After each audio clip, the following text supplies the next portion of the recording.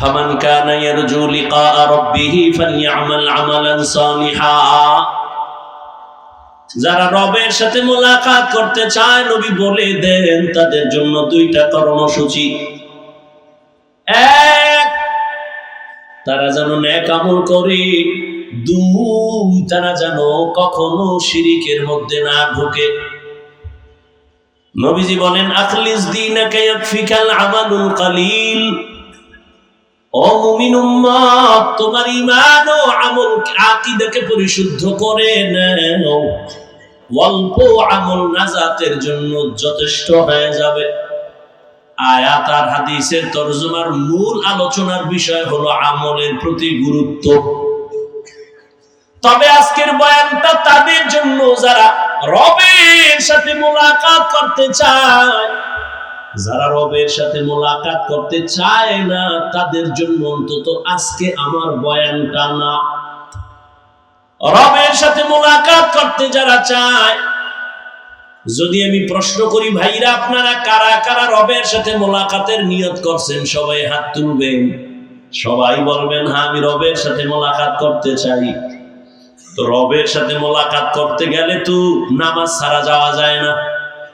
হাটাজারির হুজুর বসে আছেন অফিসে, হাটাজারি সরকার ডাক দিয়া কয় এই মন্ত্রী দৌড় দে, হাটাজারির সাথে বেদবি হবে না, হুজুরের দোয়া নিয়ে কাজ আছে তাড়াতাড়ি। মন্ত্রী মহোদয় এমন একটা দৌড় দিছে, হাটাজারি হুজুরে তো সোফার মধ্যে বসা। মন্ত্রী জীবনে টুপি না দিল, একটা টুপি লাগায় দৌড়। জামা পরে নাই, জামা লাগাইছে। যাইয়া আবার নিচে বসছে ফ্লোরে, হুজুরে কয় চেয়ারে বসেন, বসতে চায় না। এটা হুজুরে বলিয়াও দেয় না, পরিবেশ তাকে বাধ্য করেছে। হাটাজারির হুজুর ওখানে টুপি ছাড়া কেমনে যাই? পরিবেশ বাসে লেখা আছে ধূমপান নিষেধ, লেখা আছে নি? এরপরও কেউ ধূমপান করেনি।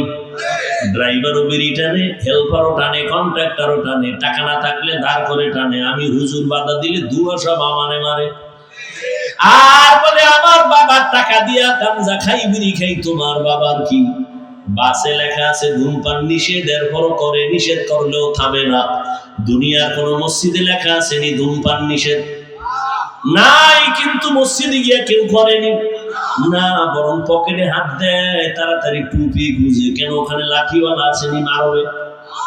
বুঝো, বাসে লেখা ধূমপান নিষেধ, এরপরও ধূমপান বন্ধ নাই। মসজিদে লেখা নাই ধূমপান নিষেধ, এরপরও সবাই করে না কেন? এর একমাত্র কারণ সৎসঙ্গে স্বর্গবাস। কয় না কা? হ্যাঁ, পরিবেশ। ওখানের পরিবেশ আর মসজিদের পরিবেশ কিনা? সোহবতে লে তোরা লে কুনা, সোহবতে তো লে তোরা তো লে কুনাতে জমানা, সোহবতে বা আউলিয়া বেহতের সদ সালাত বেরিয়া। আজকের বয়ান তাদের জন্য যারা রবের সাথে আসলে কি চাই আমরা? তার রব কি দাড়ি ছাড়া চান? চান রবের সাথে মোলাকাত করবেন, তো দাড়িবিহীন তো যাওয়া যাবে না। দরজা লক থাকবে, দরজা খুলে যাবে। অটো বলে, অটো কেমনে কয়? স্ক্রিনের সাথে একটা লক লাগায় দিছে, চেহারাটা দেখলে তালা খুলবে। কেমন কয়? দাড়িওয়ালা চেহারা, জিকিরওয়ালা চেহারা। কয়েল জ্বলে নাকি? আরে ঝামেলা, কয়েল নিবেন তাড়াতাড়ি। আছে, অবশ্যই আছে। কোথায় আছে খুঁজেন। কয়েল বন্ধ করেন। এই ডাইনে বামে কয়েল থাকলে বন্ধ করেন, নাইলে কোনো চোরাই বিড়ি টানে, দুইটার একটা হইল। তাড়াতাড়ি বন্ধ করেন। আল্লাহ সবাইকে কবুল করেন। অনেক কষ্ট হইতেছে, আমার তো হইতেছে। এরপরে যদি কষ্ট মেলান হয়ে যাবে, যদি আল্লাহ সবাইকে তওবার তৌফিকের দরজায় নিয়ে আসেন। আল্লাহ তাআলা বলেন রবের সাথে যারা মুলাকাতের নিয়ত করেছো, তোমাদের জন্য কর্মসূচি দুইটা। এক, তোমরা নেক আমল করবা। দ্বিতীয় আমল করতে গিয়ে রবের ইবাদতের মধ্যে যেন অন্য কেউ অংশীদার না হয়, শিরিক না হয়। শিরিক এমন এক মারাত্মক অপরাধের নাম, শিরিক যুক্ত আমল কিয়ামতের ময়দানে ফালা নুকিমু লাহুম ইয়াউমাল কিয়ামাতি ওয়াজনা, ওজনই করা হবে না। ইন্নাল্লাহা লা ইয়াগফিরু আন ইউশরাকা বিহি ওয়া ইয়াগফিরু মা দুনা যালিকা লিমান ইয়াশা ওয়া মান ইউশরিক বিল্লাহি ফাকাদ দাল্লা দালালাম বাঈদা ওয়া মান ইউশরিক বিল্লাহি ফাকাদ ইফতারা ইসমান আযীমা ওয়া মান ইউশরিক বিল্লাহি ফাকাদ হারামাল্লাহু আলাইহিল জান্নাহ। যারা শিরিকের গুনাহ করবে তাদের জন্য জান্নাত হারাম হয়ে যাবে। আল্লাহর মতো আল্লাহ আছে মনে করা শিরিক, আল্লাহর গুণের মতো কারো গুণ আছে মনে করার নাম শিরিক, আল্লাহর ক্ষমতার মতো কারো ক্ষমতা আছে মনে করার নাম শিরিক। যারা মনে করবে তাদের নাম হলো মুশরিক। এরে নবীর আশিক, শিরিক থেকে নিজেকে বাঁচাও আর ইখলাসের সাথে নেক আমল করো। বেশি আমলের দরকার নাই। নবী বলেন অল্প আমল করো, তবে আমলটা ইখলাস ওয়ালা হতে হবে, অর্থাৎ খালিসান লিওয়াজহিল্লাহি তাআলা। আমি যে কোনো কাজ করব একমাত্র আমার আল্লাহর সন্তুষ্টির জন্য, নবীজির তরিকায় করব।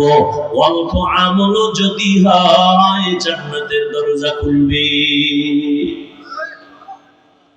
অল্প আমল নাজাতের জন্য দরওয়াজা খুলবে। আল্লাহর এক বান্দি চূড়ান্ত গুনাহগার, জাহান্নামী নারী। ও নগরকান্দা এলাকার পর্দার আড়ালের মা বোনেরা, কান লাগায় শুনেন রে মা বোন, এই দুনিয়ায় তো আপনার মতো দামি আর কোনো মা হতেই পারে না। আপনারা তো নবীদের মায়ের মতো মা, সাহাবায়ে কেরামদের মায়ের মতো দামি মা। আপনারা তো খাদিজা রাদিয়াল্লাহু আনহার মতো নারী, ফাতেমা রাদিয়াল্লাহু আনহার মতো দামি নারী, খাদিজা রাদিয়াল্লাহু আনহা, আয়েশা রাদিয়াল্লাহু আনহার মতো দামি নারী, ইসমাঈল নবীর মা হাজেরা আলাইহা সালামের মতো দামি নারী। আপনারা তো ঈসা নবীর মা মারইয়াম আলাইহা সালামের মতো দামি নারী। আজ নগরকান্দার স্টেজে সারা নগরকান্দা ফরিদপুরের মানুষ তাকাইয়া তাকাইয়া দেখছে এই মাদ্রাসা থেকে যারা হাফেজে কোরআন হয়েছেন, আলেমে কোরআন হয়েছেন, আজকে তারা মর্যাদার ফজিলতের পাগড়ি নিলেন। কিয়ামতের দিন আমার আল্লাহ নিজের কুদরতের হাতের দ্বারা এদের মাথায় মুকুট পরাবেন। আজকে খবর নিয়ে দেখবেন এই হাফেজ আলেমের মা বাবার মতো এই দুনিয়ায় ঈদের আনন্দে আর কেউ নাই। ও পর্দার আম্মা জানেরা, বোনেরা, ও বৃদ্ধ বাবাজি, ও যুবক, কয়দিন আর দুনিয়ায় বাহাদুরি করবা? ওই জাহান্নামী গুনাহগার বান্দি জীবনে এমন কোন গুনাহ নাই করে নাই। একদিন রাস্তা দিয়ে রওনা, হঠাৎ দেখে রাস্তার কিনারায় একটা কুকুর ক্ষুধা তৃষ্ণায় কান্না করে, জিহ্বা বের হয়ে গেল। ওই আল্লাহর বান্দি জাহান্নামী, অন্তরের মধ্যে মায়া জন্ম হয়ে গেল। দৌড়াইতেছি, কোথায় একটু পানি পাই, কুকুরের প্রাণটা ঠান্ডা করি। দৌড়ায় গেল, খুঁজে খুঁজে একটা পানির কূপ পাইয়া পানি উঠাবে, কিন্তু পানি অনেক নিচে, উঠাবার কোনো পাত্র নাই। আল্লাহর বান্দির পায়ে ছিল চামড়ার মোজা। মোজাটা খুলিয়া আল্লাহর বান্দি যখন পানি উঠাইতে চাইলো, দেখে মোজার নিচে আরো পানি, কেমনে উঠানো যায়? আল্লাহর বান্দির মাথায় বড় একটা ওড়না পেঁচানো ছিল। এত বড় জাহান্নামী নারী, গুনাহগার, এরপরেও বড় ওড়না মাথা ঢেকে চলে। আর বর্তমান মুসলমানের সন্তান আমার বোনেরা মাথায় ওড়না তো পরেই না, টুকটাক যা পরে তাও গলার মাফলা বানায় ফ্যাশন করতেছে। ওড়না পরে না। যেই ঘরের নারী ঠিক মতো ওড়না পরবে না, ওই ঘরে রিজিকের কোনো বরকত হবে না। এরে আম্মা জান, ওই জাহান্নামী নারী ওড়না খুলিয়া ওড়নার এক মাথা মুজার সাথে বেঁধে পানি উঠাইয়া একটা দৌড় দিয়া কুকুরটারে পানি পান করায় দিছে। কুকুর ঠান্ডা মাথায় ঘুমায় পড়েছে। রহমতের নবী হাদিস শুনাইতেছেন সাহাবাদেরকে, ও সাহাবায়ে কেরাম, ওই মহিলাটা পানি পান করানো মাত্র একটা গায়েবী আওয়াজ কে যেন ডেকে বলে, ও আল্লাহর বান্দি, জীবনে যত গুনাহ করছো এই কুকুরের পানি পান করাবার মতো একটা ভালো আমল করেছো, এর বরকতে তোমার জীবনের সব গুনাহ মাফ হয়ে গেছে।